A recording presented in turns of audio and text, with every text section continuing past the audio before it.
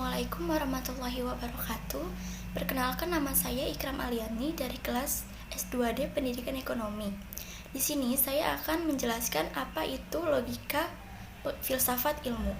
Sebelumnya yang terhormat ada Bapak Ancos sebagai dosen pengampu mata kuliah filsafat ilmu dan teman-teman yang saya banggakan. Sebelumnya, di sini ada materi-materi yang akan saya bahas. Yang pertama yaitu mengetahui pengertian dari logika ilmu. Yang kedua, mengetahui macam-macam logika ilmu. Ketiga, ada mengetahui pengertian dari penalaran. Keempat, mengetahui pengertian dari berpikir ilmiah. Dan yang terakhir adalah kesimpulan dari semuanya. Pertama, ada pengertian logika. Logika adalah salah satu cabang filsafat ilmu. Sebagai ilmu, logika disebut juga dengan logic episteme atau ilmu logika yang mempelajari kecakapan untuk berpikir secara lurus, tepat, dan teratur. Dan yang kedua adalah pengertian logika merupakan cabang filsafat yang bersifat praktis, berpangkal pada penalaran, dan sekaligus sebagai dasar filsafat dan sebagai sarana ilmu.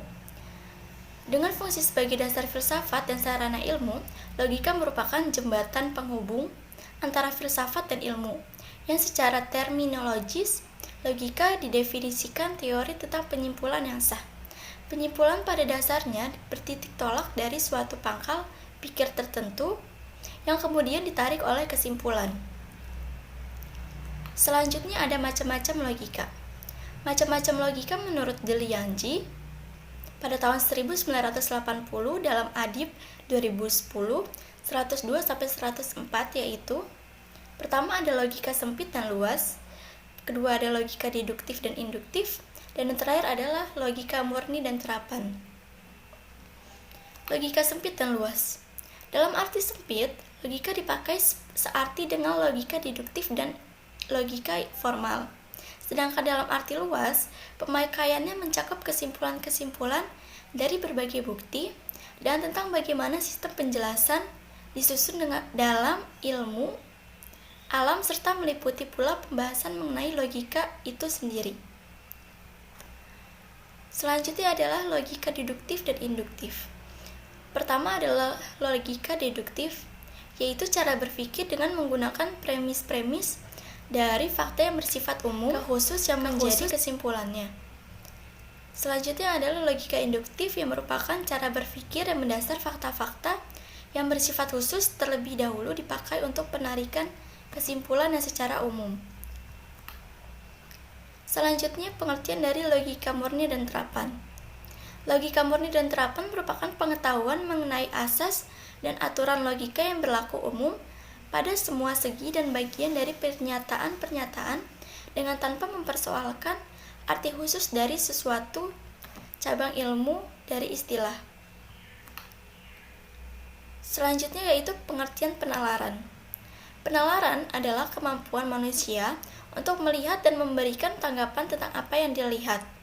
Karena manusia adalah makhluk yang mengembangkan pengetahuan dengan cara bersungguh-sungguh. Dengan pengetahuan ini, dia mampu membedakan mana yang baik dan mana yang buruk. Selanjutnya adalah berpikir ilmiah. Pengertian berpikir ilmiah adalah berpikir yang logis dan empiris. Logis adalah masuk akal, dan empiris adalah dibahas secara mendalam berdasarkan fakta yang dapat dipertanggungjawabkan.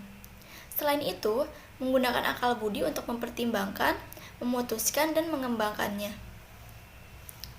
Terakhir adalah kesimpulan. Kesimpulannya adalah bahwa dalam mempelajari suatu nilai kebenaran, manusia dituntut untuk bisa memanfaatkan wahana berpikir. Wahana berpikir yang dimilikinya yaitu manusia juga harus mampu memposisikan dirinya di posisi kebenaran. Hal ini yang harus dilakukan manusia adalah menempatkan penalaran. Penalaran sebagai salah satu langkah merupakan titik kebenaran. Pengetahuan inilah yang disebut dengan ilmu, dan ilmu inilah yang membuat manusia itu berpikir secara baik dan benar. Terima kasih. Wassalamualaikum warahmatullahi wabarakatuh.